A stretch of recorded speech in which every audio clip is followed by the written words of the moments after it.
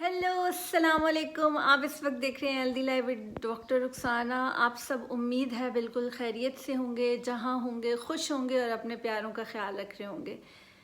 आज मैं बात करूंगी अपनी तमाम बच्चियों से जो 11 और 13 साल की उम्र के दरमियान हैं, या इससे एक आध साल पहले और एक आध साल बाद में, और उनकी माओं से। आज हम एक ख़ास टॉपिक को लेकर आए हैं जिसपे हम बात करेंगे, जो कि एक्चुअली लड़की को एक जो है वो वुमेन एज में एंटर कराता है। आज बिल्कुल आप बिल्कुल सही समझें, आज हम बात करेंगे मेंस्ट्रुअल साइकिल के बारे में। ये मेंस्ट्रुअल साइकिल का स्टार्ट होना ना सिर्फ बच्चियों के लिए बल्कि उनकी माओं के लिए भी स्केरी होता है। उन्हें समझ नहीं आती कि वो अपनी बेटियों को किस तरह जो है वो उससे इंट्रोड्यूस कराएं। उन्हें माएँ जो हैं वो, माएँ और बेटियां दोनों इसमें शाइनेस फील करती हैं। इसमें बिल्कुल भी शाय होने की कोई बात नहीं है। आपने विदाउट बीइंग अनकंफर्टेबल होते हुए खुद भी और अपनी बेटी को भी इस पूरे प्रोसेस को एक्सप्लेन करना है। उसको ये बताना है कि ये बीमारी नहीं है, ये एक नॉर्मल फिजियोलॉजिकल प्रोसेस है जिससे हर लड़की गुजरती है, और जो नहीं गुजरती एक्चुअली ये उसके लिए किसी हद तक प्रॉब्लम होती है और उससे मेडिकल कंसल्टेशन की उस सूरत में ज़रूरत पड़ती है। तो सबसे पहले तो आप सेलिब्रेट करें, खुश हों कि आपकी बेटी एक नॉर्मल साइकिल से गुजर रही है। उसको ये बताना है सबसे पहले कि एक्चुअली मेंस्ट्रुअल साइकिल होता क्या है। मैं बहुत ज़्यादा डिटेल में नहीं जाऊंगी, सिर्फ इतना बताऊंगी कि हमारे पूरी बॉडी जो है वो हार्मोन्स के अंडर काम कर रही होती है। ये हार्मोन्स हमारे जो ब्रेन है उसमें एक ग्लैंड होता है जिसे पिट्यूटरी ग्लैंड कहते हैं। FSH और LH हार्मोन निकलता है जो हमारे यूट्रस की दीवारों पे एक्ट करता है, और वो यूट्रस वॉल जो टूट फूट का शिकार होती है वो मेंस्ट्रुअल फ्लो की सूरत में बाहर आती है। तो एक बहुत बड़ा हार्मोनल ट्रांजिशन होता है जिससे बच्चियां गुजर रही होती हैं। माओं ने स्पेशली उस वक्त उन्हें ये एहसास दिलाना है, उनको ये फील नहीं होने देना है कि ये कोई बहुत ही अनहोनी या एबनॉर्मल बात हो गई है। उनके साथ हर वक्त रहना है, क्योंकि वो एक साइकोलॉजिकल और इमोशनल और हार्मोनल ट्रांजिशन से गुजर रही होती हैं। तो आपने माएँ होती ही बेटियों की बेस्ट फ्रेंड्स हैं, लेकिन उस वक्त उनको एक और ज़्यादा ज़रूरत होती है एक अच्छे बेस्ट फ्रेंड की, जिससे वो हर बात अनकंफर्टेबल हुए बगैर और विदाउट एनी शाइनेस शेयर कर सकें। तो बात हम कर रहे थे मेंस्ट्रुअल साइकिल की। ये तो मैंने आपको बता दिया कि मेंस्ट्रुअल साइकिल क्या होता है।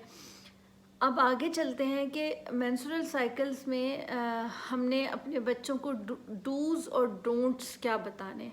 डूज़ तो डेफिनेटली सारी माएँ जानती हैं कि हमने जो डूज़ बताने हैं वो यही हैं कि उनको जो है वो अपना जो है वो किस तरह ख्याल रखना है।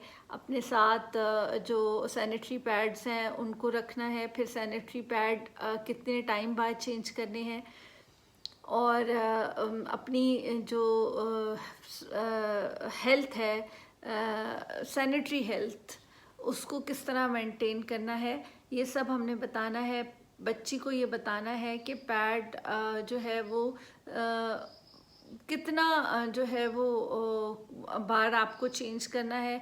इससे आपको ये भी पता चलेगा कि मेंस्ट्रुअल फ्लो कितना हो रहा है, और अपनी हाइजीन को किस तरह मेंटेन रखना है। बेहतर है कि आप बच्चियों के लिए एक मेंस्ट्रुअल किट, जब वो उस स्टेज पे पहुँचें, जब उनके प्यूबिक हेयर और एक्सिलरी हेयर और जो ब्रेस्ट बर्ड्स हैं वो अपीयर होना शुरू हो जाएं, उससे पहले ही आप अपनी बच्चियों को ये चीज़ें एक्सप्लेन करें और उनके लिए एक मेंस्ट्रुअल किट बनाएं जिसमें पैड्स हों, उनकी अंडरगारमेंट्स हों, उनके लिए जो है वो एक अच्छा सैनिटाइज़र रखें, एक अच्छा जो है वो वाइप्स रखें उनके लिए, ताकि वो उनको यूज़ कर सकें और हर वक्त उनके बैग में अप्रोचेबल हो उनके लिए।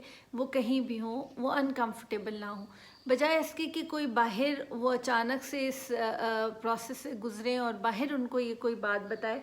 ज़रूरी है कि माँ आराम से, प्यार से, आहिस्ता आहिस्ता, थोड़ी थोड़ी बातें करके, थोड़े थोड़े चेंजेस के बारे में अपनी बेटियों को 10 साल की उम्र से बताना शुरू कर दें। बल्कि आजकल तो ये, क्योंकि हमारा लाइफस्टाइल और हमारी डाइट इस तरह है कि इससे पहले भी बच्चियों को पीरियड्स हो रहे हैं, तो हर माँ को पता होता है कि उसकी बेटी जो है वो अगर हेल्दी है और वो मैच्योरिटी के किस लेवल पे है, तो वो उस हिसाब से उसको इस सिलसिले में तैयार करना शुरू कर दें।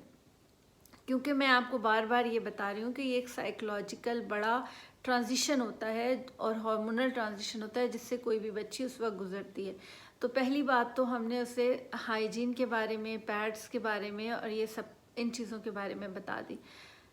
फिर हमने उसको ये बताना है कि इस दौरान जो है वो हर महीने वो साइकिल से गुजरेगी, उसको हो सकता है कि उससे पहले कुछ जो है वो सिम्टम्स आए जिसमें जो है वो थोड़ी टायर्डनेस होती है, थोड़े मूड स्विंग्स होते हैं, डिप्रेशन में भी कुछ बच्चे चले जाते हैं और बड़े भी। तो हमने उनके बारे में भी उसको बताना है कि ये भी नॉर्मल है। आप अपना लाइफस्टाइल हेल्दी रखें, एक्सरसाइज करें, अपने फ्रेंड्स के साथ, अपनी माँ के साथ, अपने बहन भाइयों के साथ इन टच रहें, बात करें ताकि वो इस फेज से बाहर आए।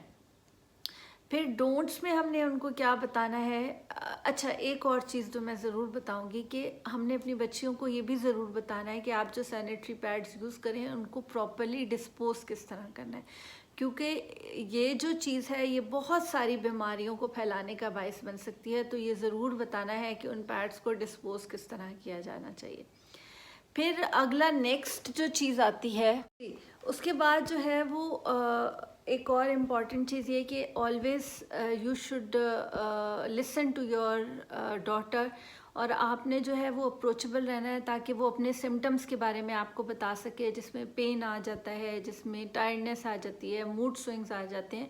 तो आपने उसको बताना है कि ये सारी फीमेल्स इससे गुजरती हैं, कुछ लोगों में ज़्यादा होता है, कुछ लोगों में कम होता है। अपनी अपनी बॉडी की रिक्वायरमेंट के हिसाब से लोग प्री मेंस्ट्रुअल सिंड्रोम से भी गुजरते हैं, तो इसमें घबराने की ज़रूरत नहीं है। आप उसको होम रेमेडी से ट्रीट करें, जैसे कि गर्म दूध, अंडे, दूध में आप हल्दी मिला सकती हैं, उसको मसाज कर सकती हैं, शावर लेने का कह सकती हैं, उससे भी पेन में और मूड में काफ़ी चेंजेस आते हैं। आप बाहर जो है वॉक करने आप उसके साथ जा सकती हैं, हल्की फुल्की एक्सरसाइज कर सकती हैं।